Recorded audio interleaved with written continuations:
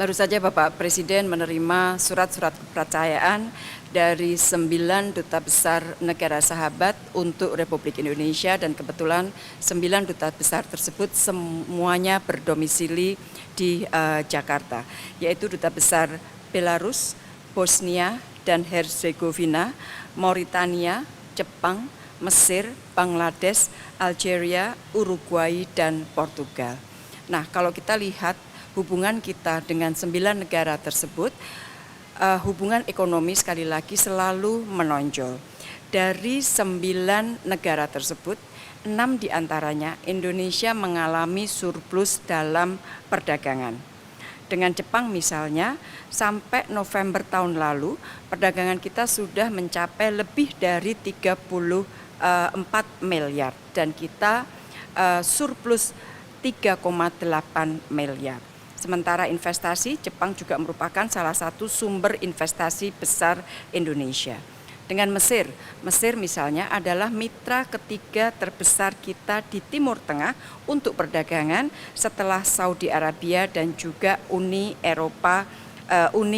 Emirat Arab, dan sampai November tahun lalu perdagangan kita dengan Mesir sudah hampir 1,5 miliar dengan surplus lebih dari 1 miliar.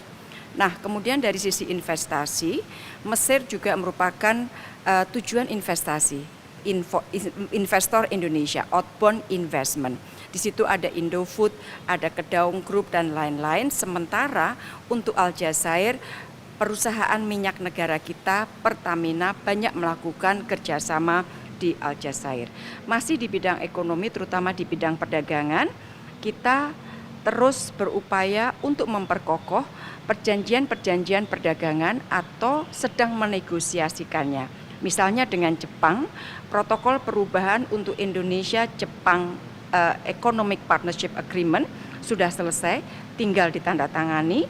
Sementara dengan Bangladesh dan Belarus kita sedang melakukan negosiasi untuk PTA dan juga dengan FTA.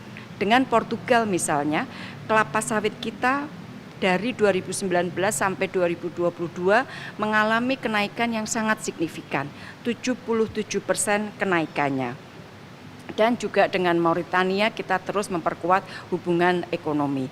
Sekali lagi dengan 9 negara tersebut kita berusaha untuk memperkokoh kerjasama ekonomi dan juga kerjasama pelindungan.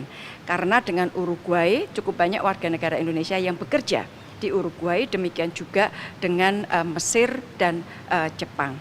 Dan besok saya akan menerima satu persatu dari 9 duta besar tersebut di Kementerian Luar Negeri, dan kita akan memperdalam lebih lanjut program prioritas beliau selama menjadi duta besar di Indonesia. Tetapi gambarannya adalah diplomasi ekonomi, diplomasi pelindungan menjadi salah satu prioritas dengan 9 negara tersebut.